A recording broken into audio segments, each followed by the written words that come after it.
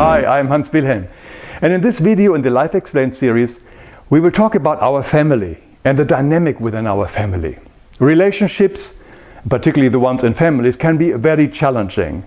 We may often wonder why there are certain members in our family and why they are so difficult, and we seem to have nothing in common with them and we do anything to get out of their way. But as we will see in this video, there are no coincidences in life. This includes our family. Come, let's have a look.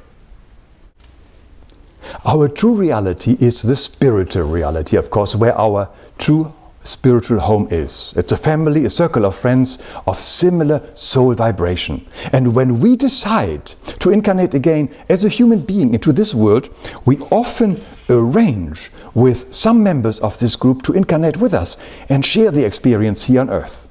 The reason why they are willing to join us can be mostly for their own karmic reasons, and to accelerate their growth, or simply to support us here during that time.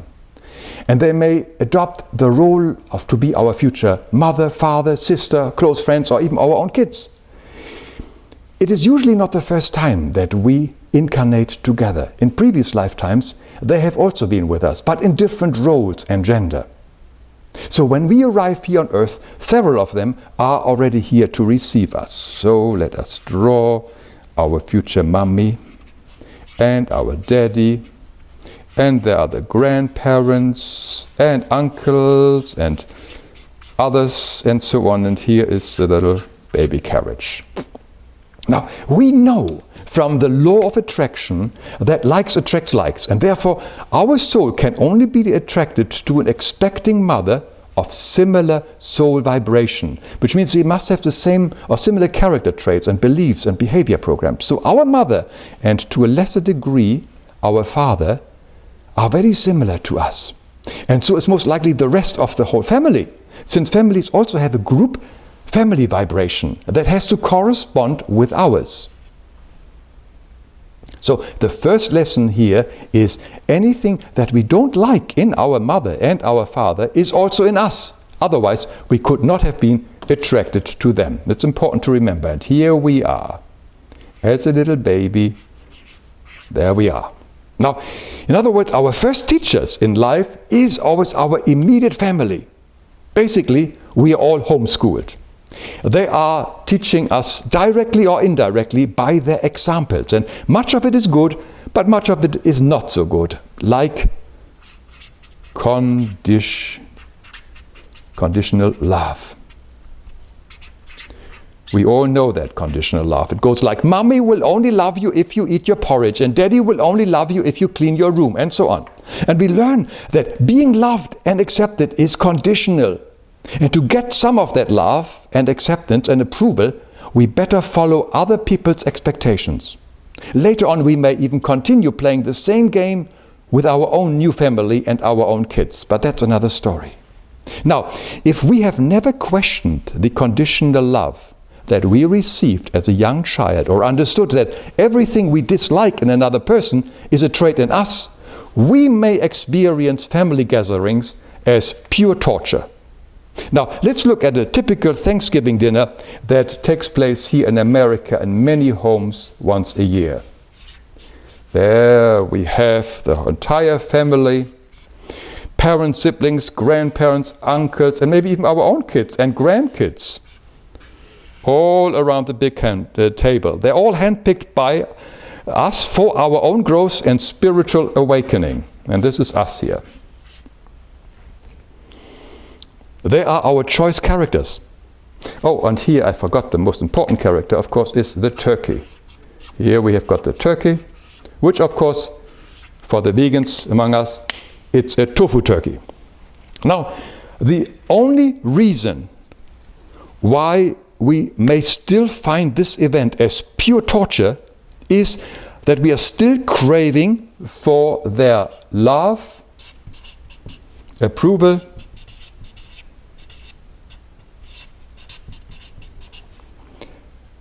and acceptance.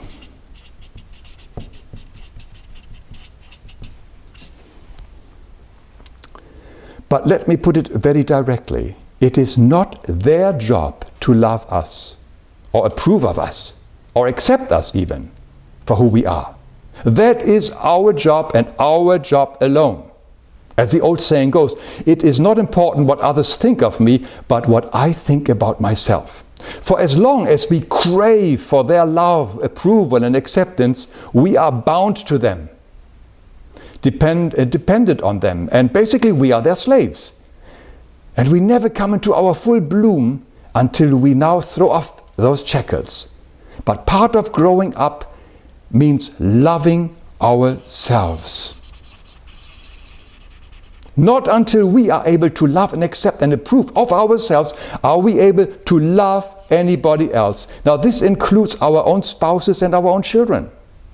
We always have to do first what we want others to do to us. Give them what we need. Like if we need support, we give them support first, and if we need nurturance, we nurture others first. Therefore, Thanksgiving is always a lesson in love. Any tension, animosity, or fight is simply an opportunity to love. There are, as A Course in Miracles calls it, cries for love. And any family member who pushes our button, like for instance this guy here, is somebody who reflects back to us our own beliefs, character traits, or programs that we have either overtly or repressed. And for more on this, please look at my video on the law of projection. Therefore, any member who gives us a hard time is also our teacher, our savior. We give him a halo. And our main reason why we are at this particular dinner table and at any other family gathering is to love and accept and approve everybody else present. Everybody wants to be loved just like us. But we have to do it first. Now, that may be difficult for some who hold grudges against certain family members for a very long time. Like shame and guilt binds us to these family members. Like for instance, let's take this guy here. This is sort of a bad guy, the black sheep in the family, and he just gives us really the willies. He really makes us upset. But only forgiveness can dissolve these ties, and forgiveness is a very big subject.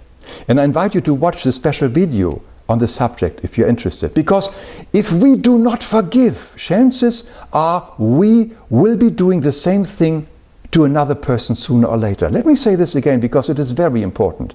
Because if we don't forgive, chances are we will be doing the same thing to another person sooner or later. We are not here to heal that person, but we are here to heal the problem we have with that person. They don't need our healing. We need the healing and replace the toxic energy with positive energies in us. And when we are in our love center, we accept everything people do or say as part of their journey. And we know that if they are consciously on the path, they will similarly accept our own moment-to-moment stuff. For this is what helps them to grow too.